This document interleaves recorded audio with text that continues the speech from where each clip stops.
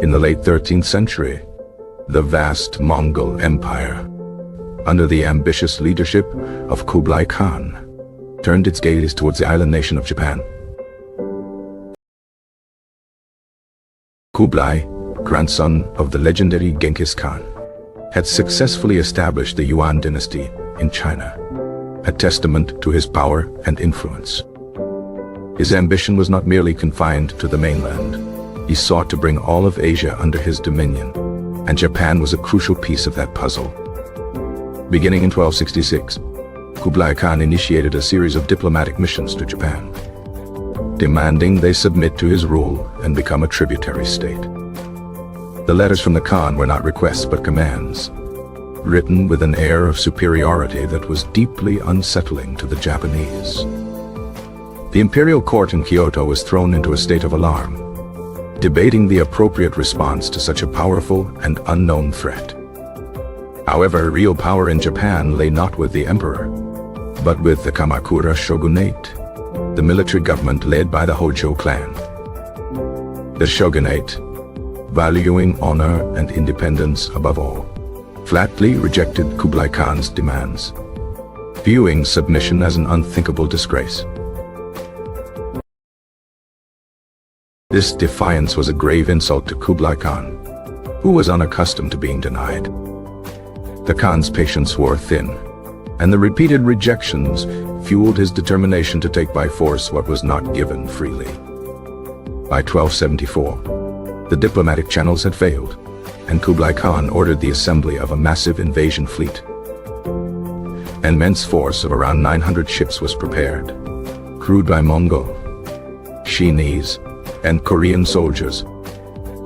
The invasion force numbered between 23,000 and 40,000 men, a formidable army equipped for conquest.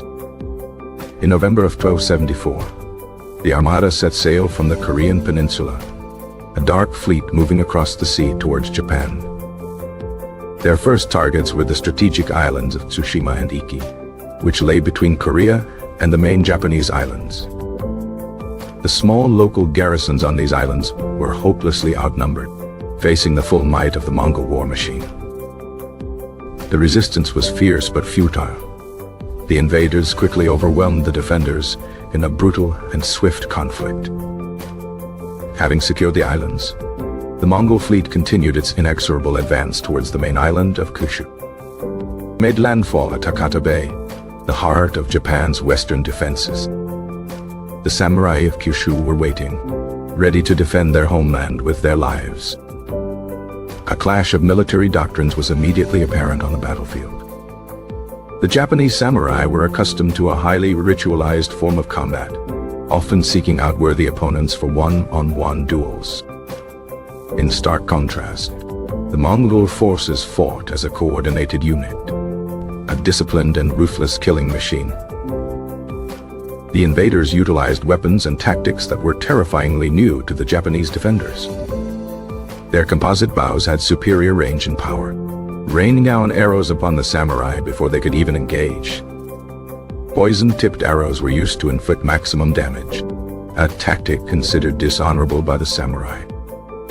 Most frightening of all were the explosive, hand-thrown bombs known as tetsuhao, which created noise, smoke, and shrapnel. The samurai, despite their bravery and individual skill, struggled to counter these organized and technologically superior tactics.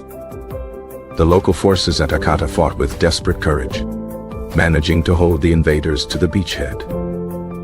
As night fell, after a long day of brutal fighting, the outcome of the invasion hung in the balance.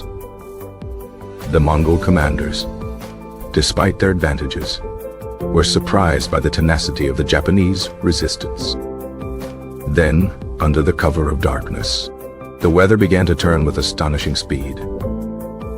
A powerful storm, a typhoon, swept in from the sea, catching the Mongol fleet completely by surprise.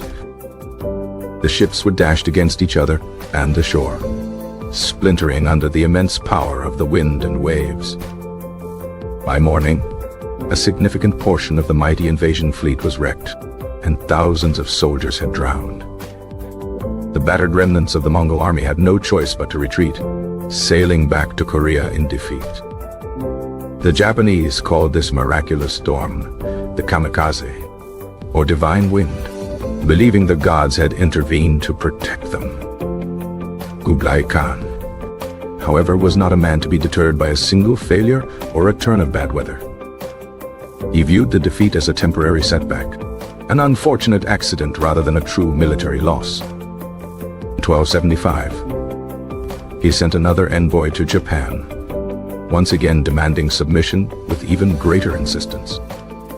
This time, the Hojo Regency responded with an act of ultimate defiance, a clear message that Japan would never yield. The execution of his ambassadors was an unforgivable affront to Kublai Khan, making a second invasion inevitable. The Japanese, knowing the Mongols would return, began to prepare for the next onslaught with feverish intensity. Their most significant undertaking was the construction of a massive defensive stone wall, the Gemovie, around Hakata Bay. This wall, several meters high, was designed specifically to prevent another amphibious landing. The samurai also began to adapt their tactics, training in group formations to better counter the Mongol strategies. Coastal watch systems were improved, and a state of constant alert was maintained across the western shores. In 1281, Kublai Khan launched his second invasion, an operation on a scale that dwarfed the first. This time, the invasion was a two-pronged assault, with two separate fleets. The Eastern Route Army, consisting of 40,000 troops on 900 ships, departed from Korea. A much larger Southern Route Army, with 100,000 men on 3,500 ships, was dispatched from southern China. The total force comprised an astonishing 140,000 men, one of the largest naval invasion forces in pre-modern history. However, the grand plan was immediately beset by logistical problems and poor coordination. The massive southern fleet, assembled hastily, was significantly delayed and failed to rendezvous with the eastern fleet as planned.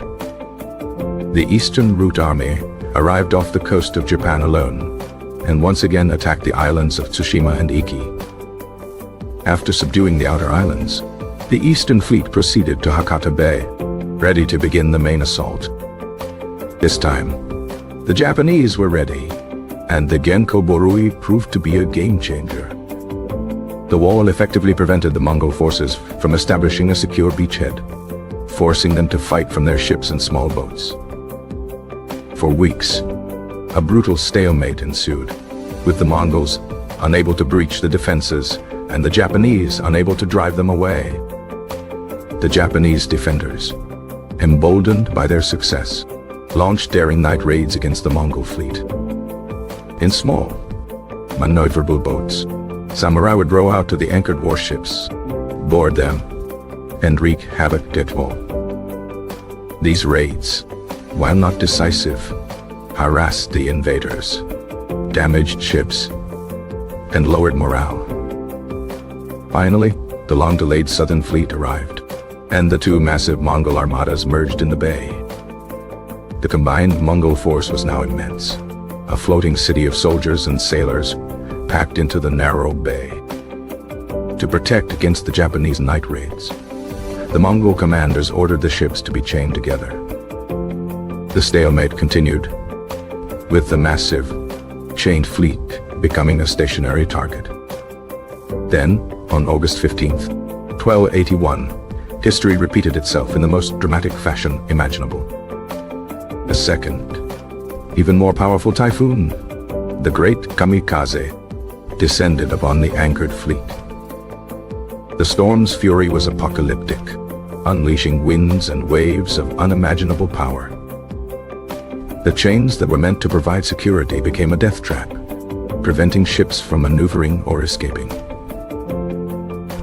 The hastily built ships of the Southern Fleet proved especially unseaworthy, breaking apart easily in the violent sea. The destruction was absolute. The largest naval invasion in history was being systematically annihilated by nature. Tens of thousands of Mongol, Chinese, and Korean soldiers were cast into the raging waters.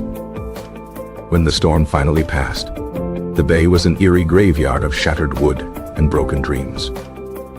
Few surviving ships, battered and broken, turned and fled back towards the mainland.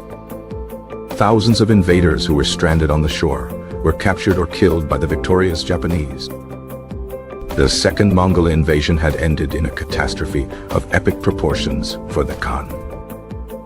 The failure of the invasions marked a significant blow to the prestige and perceived invincibility of the Mongol Empire. The cost in resources, ships, soldiers, and wealth was immense and severely strained the Yuan dynasty's treasury. For Japan, the victory was a nation-defining moment, reinforcing a deep-seated belief in divine protection. The legend of the kamikazes became deeply ingrained in the national consciousness, a story of miraculous deliverance. However, the victory came at a high price for the Kamakura shogunate. The government had spent ruinous amounts of money on defense, and there were no spoils of war to distribute. Unlike their previous wars, this defensive struggle yielded no new lands to reward the samurai who had fought so bravely. This lack of reward bred widespread resentment among the warrior class, the very foundation of the shogunate's power. The economic strain and the growing discontent of the samurai would ultimately lead to the decline and fall of the Kamakura shogunate a few decades later. Kublai Khan would plan a third invasion, but it never materialized, due to internal pressures and the immense cost of the previous failures. The failed conquests of Japan marked the definitive limit of the Mongol Empire's eastward expansion. The sea had proven to be a more formidable barrier than any wall or army the Mongols had ever faced. The tale of the two invasions became a legendary story of resistance against overwhelming odds. It demonstrated that even the most powerful empire on Earth could be humbled by a combination of fierce resistance and the forces of nature. The first invasion fleet was a marvel of logistics for its time, a floating city of warriors. The samurai's armor, while ornate, was designed for mobility in single combat. The sound of the Mongol war drums was said to be terrifying, a constant, thunderous beat. Japanese blacksmiths worked tirelessly to produce enough swords and armor for the defenders. The psychological impact of the Tetsuhou bombs was as significant as their physical damage. Many of the ships in the second invasion's southern fleet were flat-bottomed riverboats, unsuitable for the open sea. The Mongol commanders had little to no naval combat experience. The defense of Japan was a unified effort, bringing together samurai from many different clans. Stalemate at the Hakata Wall was a grueling affair of constant skirmishes and archery duels. The samurai's skill with the naginata, a long polearm, was effective in repelling boarders. The loss of the Mongol horses in the first storm was a major blow to their land-based strategy. The Hojo Regency's decision to execute the envoys was a point of no return. The construction of the wall was a monumental feat of engineering for 13th century Japan. The Mongol army was a diverse force, including many conscripted Chinese and Korean soldiers. The waiting period between the two invasions was a time of great anxiety for the Japanese people. The second typhoon was so powerful it was said to have lifted ships out of the water. The aftermath of the second invasion left the coast of Kyushu littered with bodies and wreckage for months.